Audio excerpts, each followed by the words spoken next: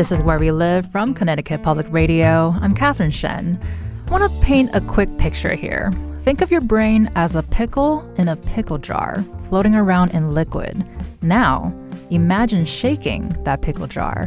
That's one way today's guest would explain what we call a concussion. As many as 3 million people get concussions every year here in the US. And yes, it happens to athletes and other people who get hit in the head, but it can also happen after car accidents or even simple falls. And that's one of several popular misconceptions about concussions we'll be exploring today. Later in the show, we'll hear from Dr. Bulent Omay. He's a chief of neurotrauma and neurosurgery at the Yale School of Medicine. He studies traumatic brain injuries, including concussions, and we'll also hear from Eliana Bloomfield, whose own concussion experience inspired her to start a nonprofit to help support concussion patients during their own healing journeys. But first, we have Dr. Vanessa Cornwell Chiu. She's a physical therapist who specializes in concussion treatment and actually was Eliana's own doctor during her own healing journey. Dr. Chiu, welcome to Where We Live this morning. Good morning. Thank you for having me. So, Dr. Chiu, I want to start with the basics. Can you tell us what exactly is a concussion? Sure. A concussion can be an impact to the head. It is anything that can range from inflammation to the brain tissue, and it can involve many different symptoms. And we sort of talked about earlier that I think a lot of us have seen on TV shows how it's being represented. You know, people are tested for concussions and they'll be asked questions like, what day it is, who the president is, and the idea is if they can answer those questions in person to the person that's examining them, they think they're fine, they don't have a concussion. But in your line of work, Dr. Chiu, you found that symptoms can be much more subtle than that. So can you tell us, what can those symptoms look like and what are the red flags to look out for? Sure. A concussion can be any symptoms that can range from headache, so it can feel like pressure in the head. Some people afterward can have nausea, even vomiting. Some people have balance problems, so this can be a double vision, dizziness, feeling just off kilter.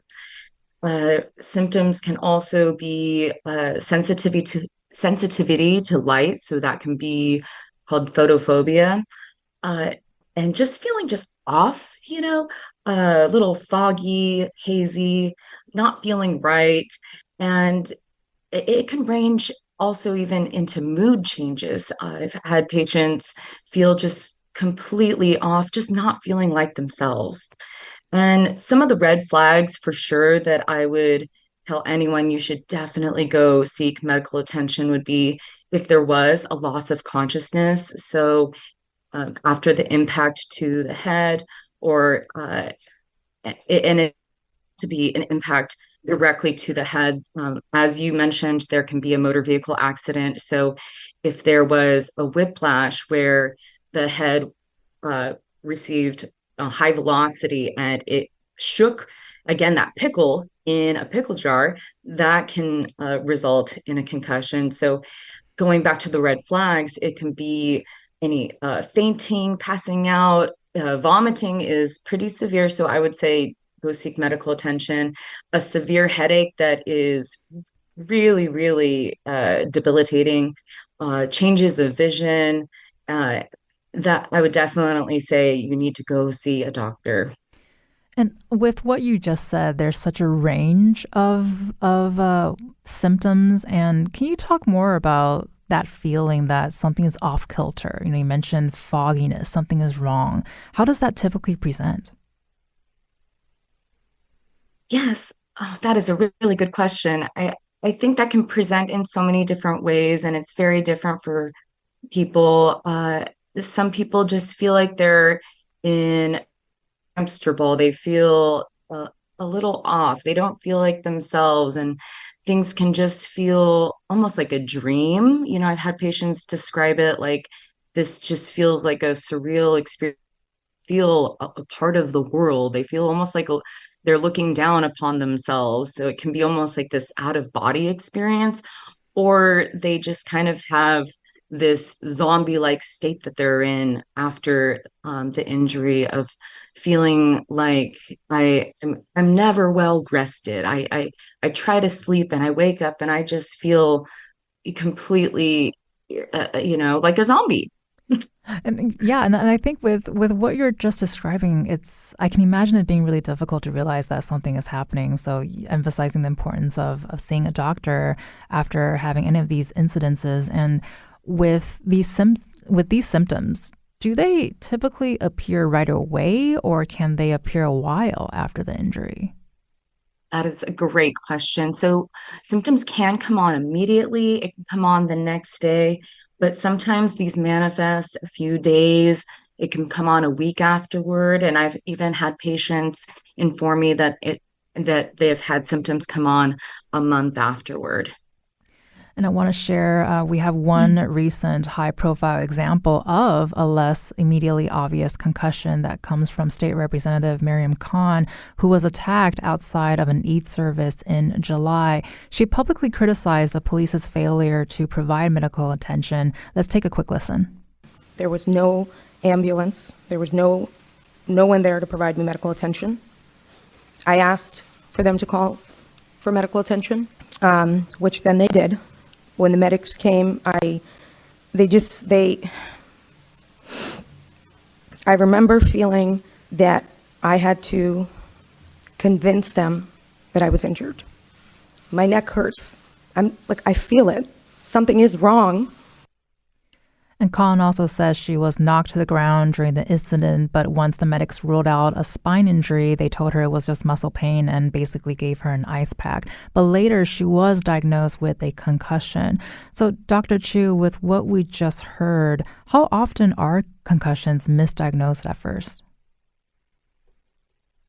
I don't know the exact statistic of how many are misdiagnosed, but just listening to the clip, I would say there's so much the dismissive behavior comes from they're looking at the immediate of, do like you mentioned, that is there a spine injury? Is someone bleeding out? And so this is the invisible injury, and it is so frustrating for so many people that have suffered from a concussion, traumatic brain injury, or suffering from post-concussion syndrome, which is our term for concussion symptoms that are lingering, 2 to 4 weeks after the concussion.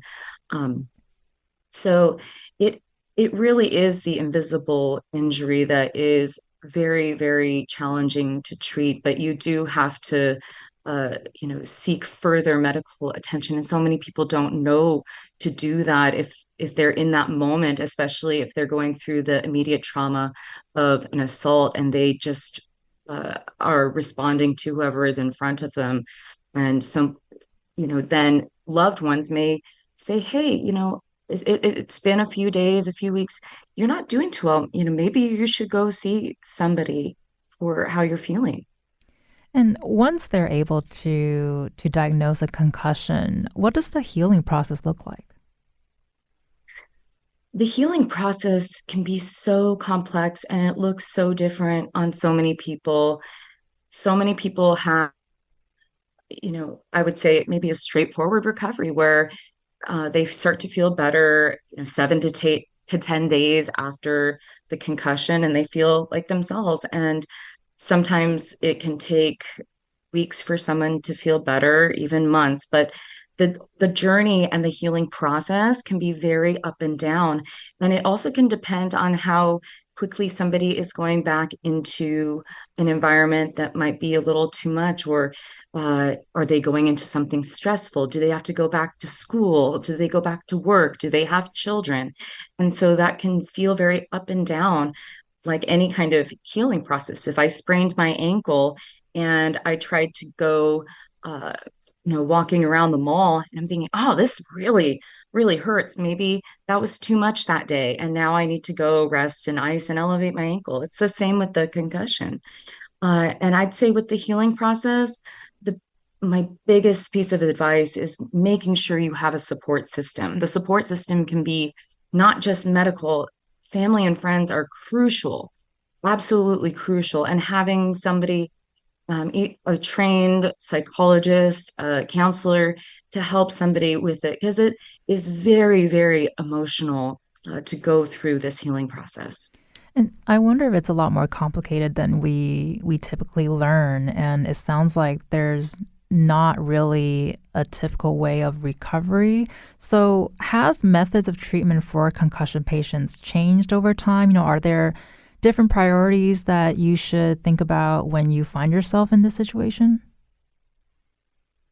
Absolutely. I'm going to quote Dr. Cindy Chang from UCSF Children's. She said, concussions are like snowflakes, and there's no one concussion or healing journey that is alike. And the methods have changed so much. I feel like um, back in the day, before I became a physical therapist, there was definitely this cocoon type of thought, a treatment plan of, oh, you've had a concussion. You need to be in a dark room, no sound, don't move, like just bed rest. And that actually has shown to be detrimental to a concussion sufferer.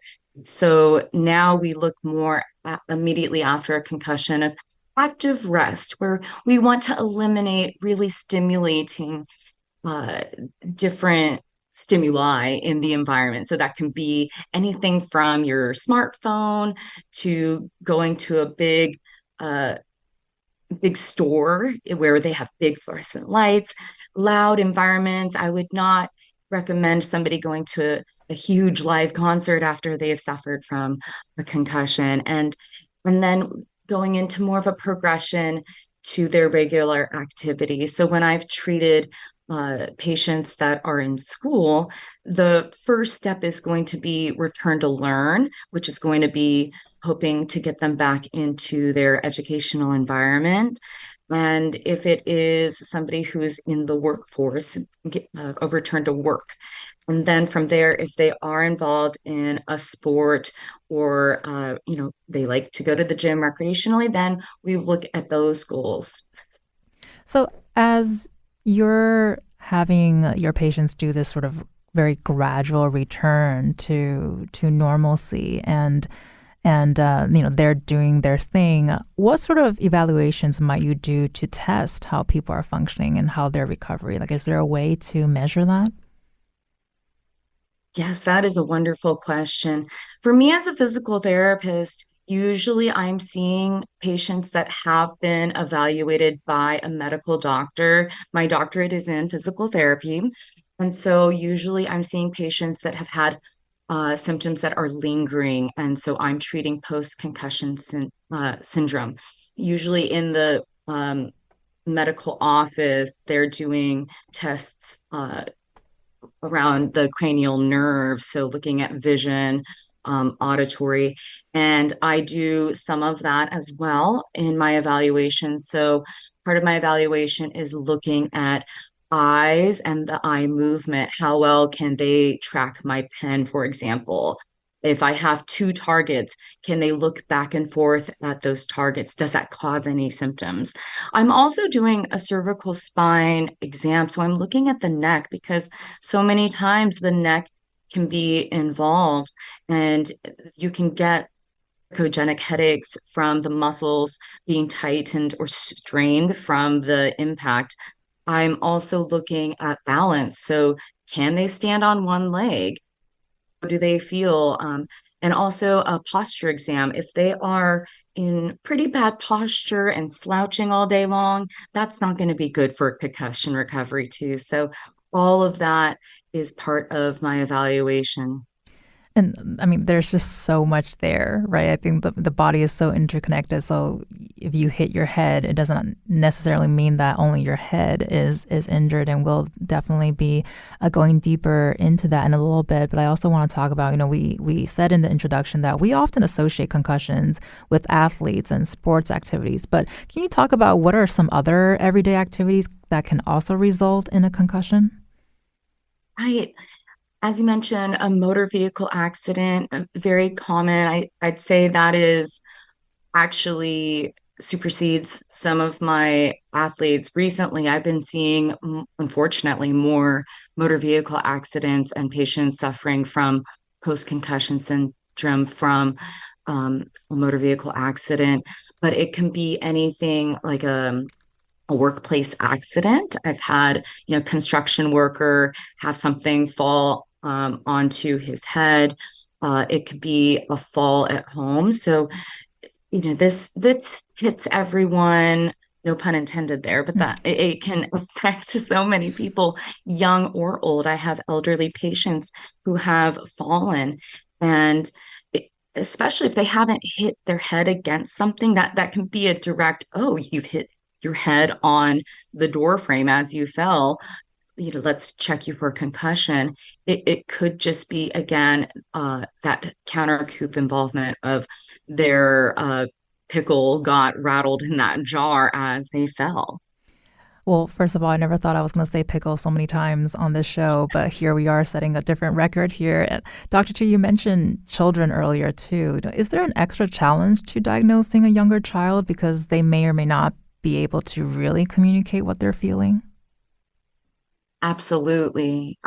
Children can be definitely a challenge. And again, we're looking at that kind of dismissive culture of they're just being moody, or oh, they're going through a phase, or oh, they're exaggerating their symptoms. So much of it can be dismissed with children. And I think it's really important to look at how they're doing, how they're feeling, and also listening to the parents and validating what the parents are saying and listening to their gut reaction. If you know something is off with your child, you're right, and that needs to be heard. And I want to read a quick statement from Megan Scallon, who's the CEO of Connecticut Coalition Against Domestic Violence, who told us that traumatic brain injury is a common occurrence for survivors, some of who may repeatedly be struck in the head, shaken, or choked by their abuser, resulting in both short and long-term cognitive impairments.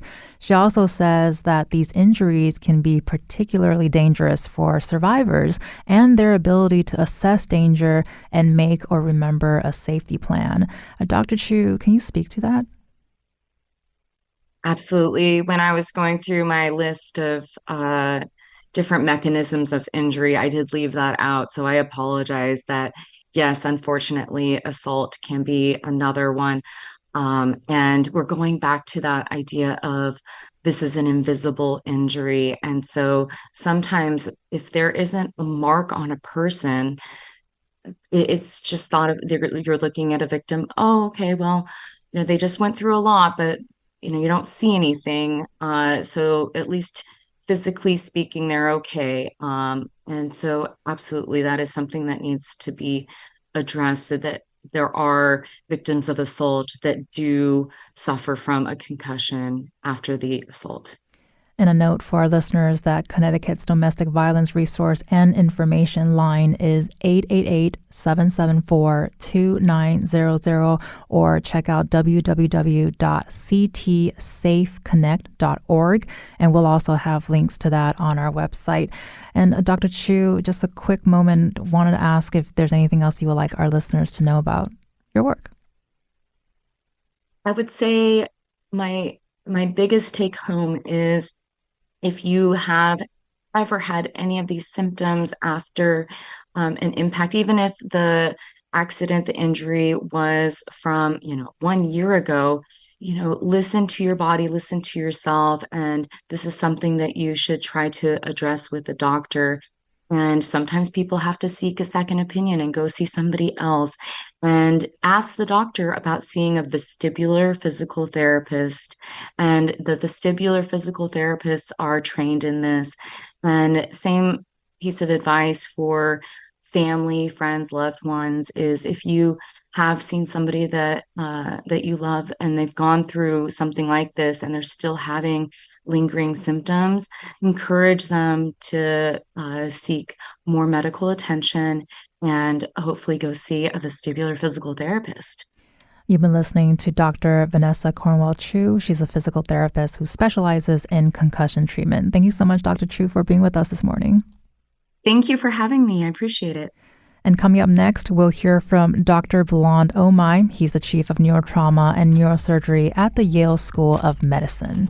Have you or a loved one ever had a concussion? What was your experience like? Let us know. Leave us a comment on Facebook and Twitter at Where We Live.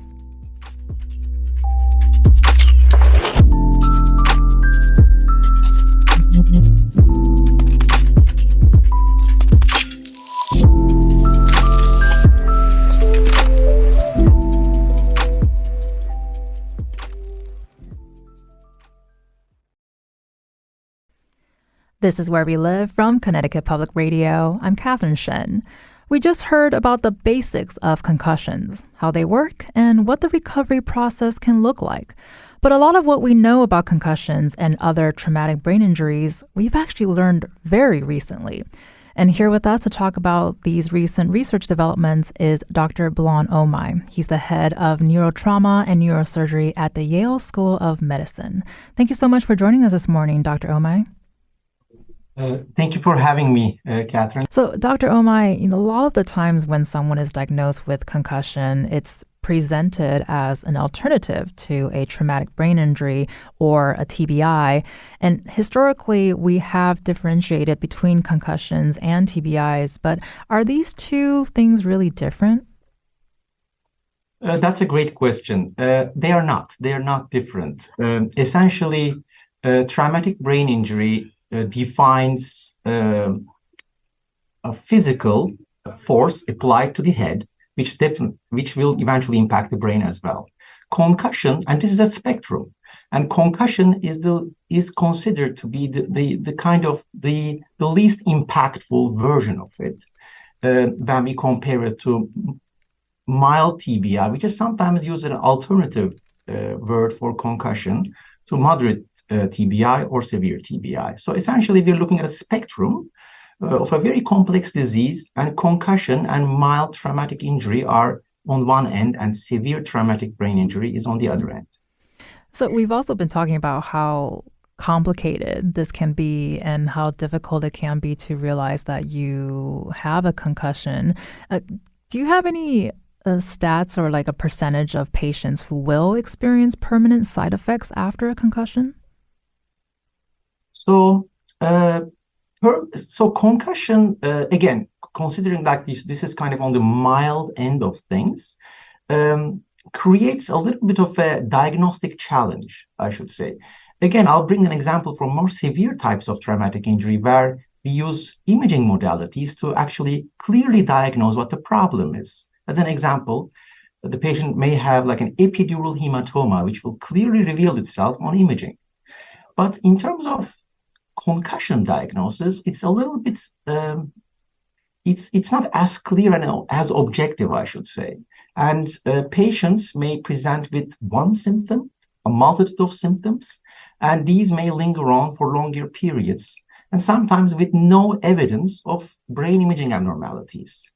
So in a way, it's hard to gauge how long the symptoms last and how affected a person is in a way. There are mechanisms to measure this with questionnaires and with certain tests other than imaging that kind of help follow this, but it's not as easy as in the severe end of the spectrum. And we also talked about earlier that this can happen to anyone in any incident, really. Are there any demographics that are more likely than others to suffer permanent damage from post-concussive syndrome? Yeah, so in general, the younger population, like teenagers and young adults, are more susceptible to injury from like high risk activities or contact sports. And males are more likely to be concussed. And then there's the other end of the spectrum where the elderly population, and this is kind of like from a demographic perspective, elderly traumatic brain injury is definitely a rising phenomenon in terms of the numbers of patients that we see. So these two groups create the big kind of patient groups that present with traumatic brain injury in general, and as well as concussion. And With what you just said too, and throughout this conversation, we also used to think of traumatic brain injuries as permanent, but concussions as more acute. But as Dr. Vanessa Cornwell Chiu explained earlier, recovery can take a very long time and very much dependent on the person. But can a history of concussions make future concussions more likely or harder to recover from? Definitely. So repetitiveness of concussions can actually has a significant additive effect, and in the long run, each concussion makes the next concussion more likely to hurt the patient. That's the right word. And in the long run, patients who have repetitive concussions can eventually develop more like chronic degenerative diseases of the brain, chronic traumatic encephalopathy, which have a similar pattern of dementia in the long run. So it is extremely important for patients who undergo concussion or mild traumatic injury to make sure that they use all the preventive measures to stop another episode of brain injury from happening. And I know there's no typical situation really, especially with what we've been talking about just now, but with what you just said earlier too, with the various cases that you get from your patients, are there different kind of incidences that you hear more than others, like falling down versus motor vehicle accidents versus sports? Yeah, sports, especially like contact sports, motor vehicle accidents, they have always been the standard group that caused concussions.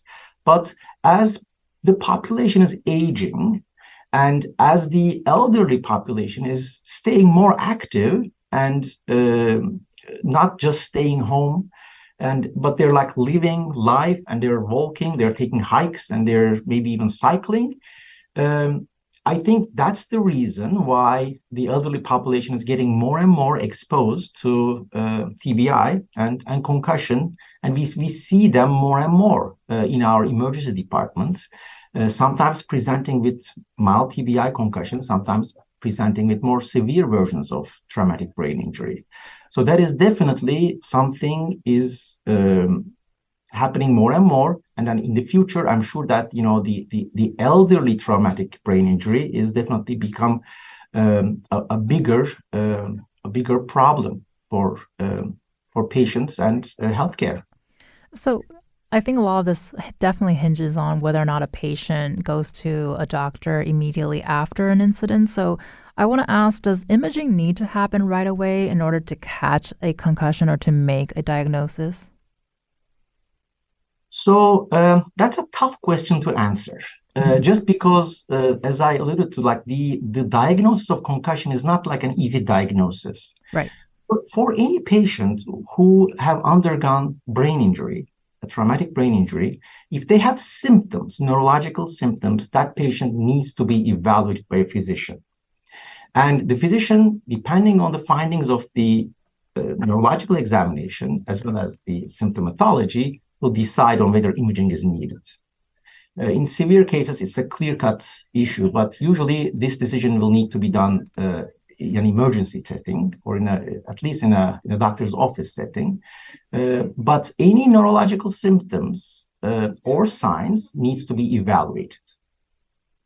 And I know you mentioned earlier the importance of people to be more careful. So how can someone with or without a history of concussions prevent getting one in the future? I'm not gonna lie, I'm kind of picturing myself really holding on to those railings walking downstairs, but are there things that people can really look out for in order to prevent potential future concussions?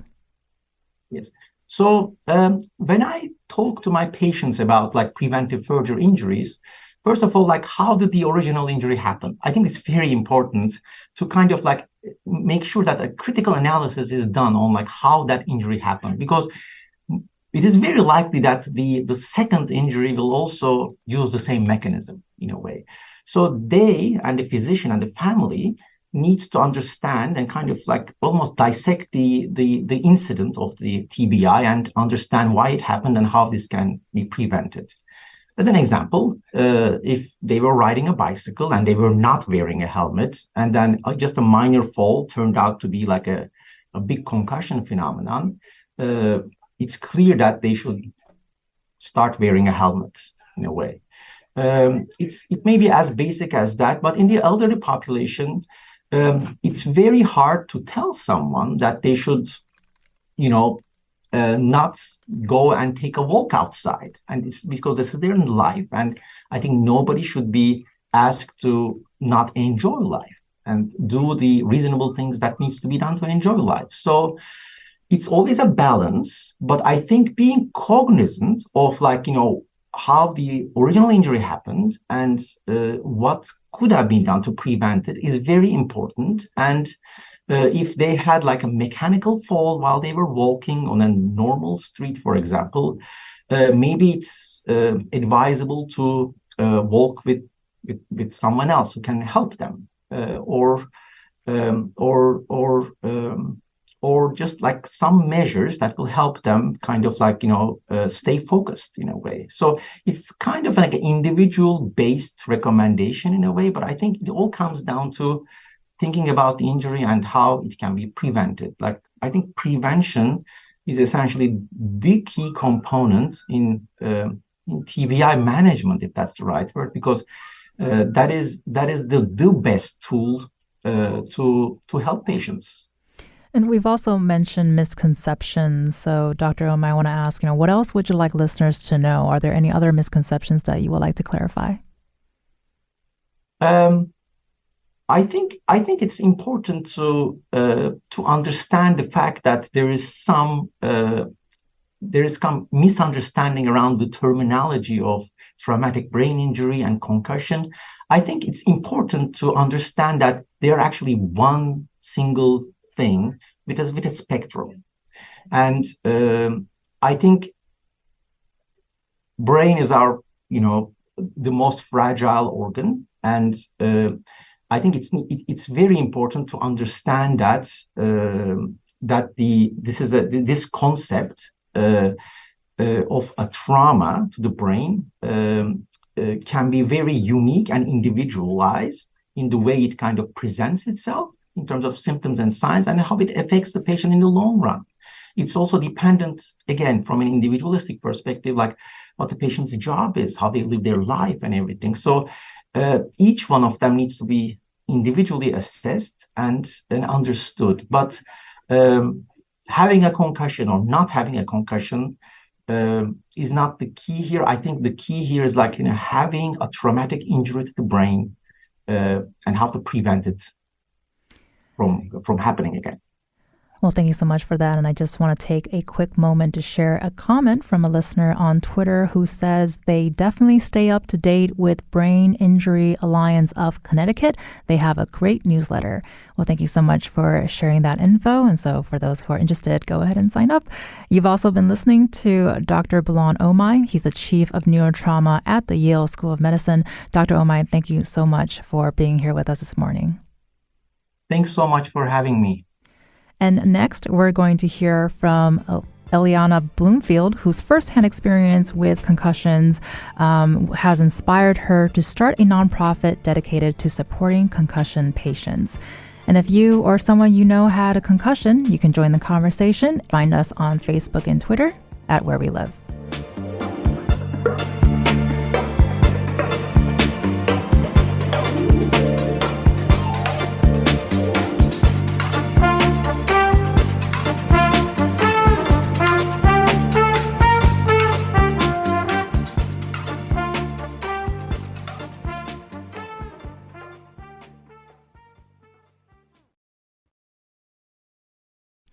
This is Where We Live from Connecticut Public Radio. I'm Catherine Shen. We just heard about the standard practices for concussion diagnosis and treatment and how they've evolved over the years. Next, we're going to hear from someone who has experienced this firsthand. Eliana Bloomfield was a patient of Dr. Vanessa Cornwell Chiu and has since founded a nonprofit called Concussion Box, which provides resources and support for people experiencing concussions. Eliana, thank you so much for joining us this morning. Hi, Catherine. Thanks so much for having me. Of course. Then I want to start the conversation by, asking you to share us about your experience with concussions. Sure. So it was about 8 years ago now. It was my freshman year of high school, and I was a big soccer player. So I had been preparing for soccer tryouts for a long time. And it was the second day, I believe, of freshman year high school soccer tryouts. And there's a stretch that you do in warm-ups. You lean down, touch your toes, kick your leg back. And the girl in front of me and I were a little too close together, and her cleat collided with my temple. And I remember kneeling down on the ground and feeling a lot of pain, but it was tryouts and I was very determined. So I kept playing. And within about 15 minutes, it became very clear that something was off. Like Dr. Cornwell Chiu described earlier, just that sense of something's wrong. I don't really know what it is. And I went home, and then it was the next day that things really started to unfold. I couldn't read. I remember looking at a page and seeing words, but not really comprehending anything. And that feeling of something being off just really set in. And, I went to my pediatrician, and they told me probably a week. And then it was about a year of recovery. So it was a long recovery. It definitely taught me to be very, very patient. And I'm very grateful for the support systems I had, like Dr. Cornwell Chiu, who helped me through that.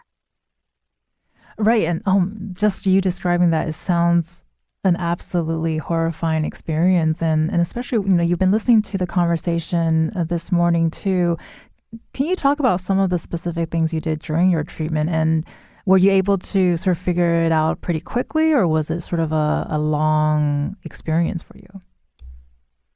Sure thing. Yeah. So, I think very quickly it was apparent that it was a concussion, but I think it took me a long time to figure out what worked for me in terms of my own healing process. I spent a lot of time on the couch with my eyes closed. I listened to audiobooks since that was one of the few things that I could do. I was very determined to stay in school as much as I possibly could. So I remember my dad reading my biology textbook out loud to me because I couldn't look at it. And I would speak out loud a little bit each day, parts of an English essay, and my mom would type it for me. But to be honest, it's always a little funky in telling my concussion story in a lot of detail because a lot of my memories from that time are pretty fuzzy. I know I spent a lot of time lying down. I know there were audiobooks and there was music. And when I went to PT, we did a lot of heart rate monitor activities, balance activities. But there is a lot of fuzziness that goes along with telling the concussion story for myself, and I've heard that from others. And I think that's just part of telling a concussion story, that there are gaps. Right. And then, of course, I think that that would resonate with a lot of people. And certainly it follows with what we've been talking about this hour. And of course, can't talk about this without asking, what was it that inspired you to start Concussion Box? Sure. So Concussion Box is a nonprofit organization that supports people who are affected by concussions. So we really focus on the isolation aspect of concussions. And that's something that I felt during my own recovery. I was a 14-year-old girl who all of a sudden couldn't have conversations, couldn't watch TV, couldn't go on a run with friends. All these typical avenues for connection were just cut off or made very difficult. And I remember thinking to myself, there's got to be another way. Maybe it's isolating, but does it have to be this isolating? And those ideas of how could we creatively find a loophole to add some more community to this experience, that festered for a long time. And then one day I said, okay, enough of just, not being able to sleep at night and writing down ideas on a notepad next to my bed. It's time to just do something. And a concussion box, it's not just a nonprofit, it's also a literal box, right? What's in it? It is indeed. Yeah, great question. I've got one here next to me that I'm looking at. So in the concussion box, there's a QR code that leads you to our audio library of concussion stories. We have a personal note, a bar of chocolate, which is my personal favorite, some herbal teas, a simple recovery guidebook, a handmade eye mask, and some earplugs. So it's a nice mixture of things that are both comforting and that are also useful resources. And a lot of what the box does is that it leads people to our audio library, which is where a lot of those connections happen. And speaking of the audio library, we have a clip that was submitted to the Concussion Box audio library by Alyssa, who has had multiple concussions and is living with post-concussive syndrome and PTSD. Let's take a quick listen here. And I was, at that point, bewildered, disturbed, and so confused about what the heck was going on. I remember looking out the window at a bunny that was eating grass in my backyard. Like, I felt nothing but fear and sadness and despair about the future. And I thought, this is not normal. Like, I would normally love watching that bunny eat the grass. Something is seriously wrong and like chemically wrong with my brain. It was a spiral that was really, really dark. And I suppose the next chapter that's super important to hear about is that I was able to kind of rebuild my life by thinking about brain injury as something I may never recover from, but I could grow from the experience. I wasn't the same person anymore, and that's okay. And so with Alyssa's story, among many, and with what you just shared too, Eliana, why is it important for people to have access to stories like the one we just heard? You know, is it about building community with people who would understand each other? You know, why is it important to have this library available for people? Totally. I mean, that's a great question. It really gets to the heart of Concussion Box.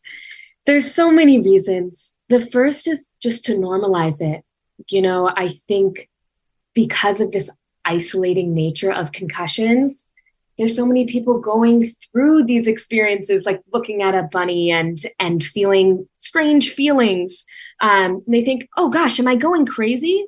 I can remember the moment when I realized I couldn't read and I thought, oh my gosh, I'm a crazy person. And if you're able to hear that someone else is going through this and they're coming out on the other end, that helps normalize it, makes you feel like you're not going so crazy. And the other aspect is also for the storytellers. You know, there's a lot of healing that can come from sharing your own story. It can be very empowering, especially to know that your story is helping others who are suffering right now. So the benefits really go both ways between the storyteller and the listener. And with the Concussion Box and the audio library and all the resources that's available to people, what has the responses been like from people that you've engaged with who have gotten a box and have gotten a chance to listen to some of those stories? Yeah, great question. It's been overwhelmingly positive response. Not to toot our own horns too much, but we found that this has been a really comforting resource for people, that it's usable for the concussion patient. You know, right? There's so many things that are restricted: screen time, conversations, exercise, but that audio in your own time, in your own place, at your own volume is a usable resource. And that there's just a lot of comfort that comes hand in hand with knowing that you have a community of people behind you who are able to meet you where you're at and provide support there. And we've got about a minute or so left here, but I want to ask too, you know, with this experience and also with your extra experience of creating a nonprofit, you know, what would you like our listeners to know, or are there surprises that you yourself have found yourself thinking, oh, I did not expect that?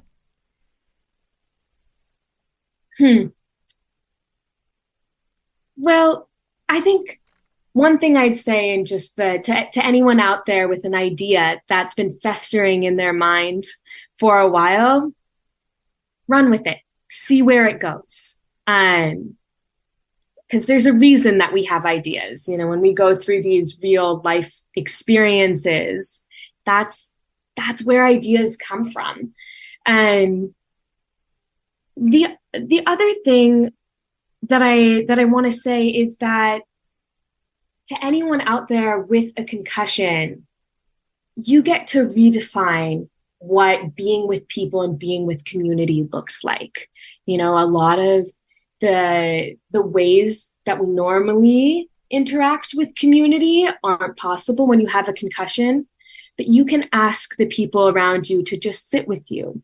You can listen to a story and turn that into a communal activity. So I just want to leave with the message of don't be afraid to get creative when it comes to providing that communal support. You've been listening to Eliana Bloomfield, who is sharing her own experience with concussion and has since founded a nonprofit called Concussion Box. Thank you so much, Eliana, for sharing your experience with us today. Thank you for having me. I'm Catherine Shen. Today's show was produced by Kay Perkins and Tess Terrible. Our technical producer is Kat Pastor. Download Where We Live anytime on your favorite podcast app. And thank you so much for listening.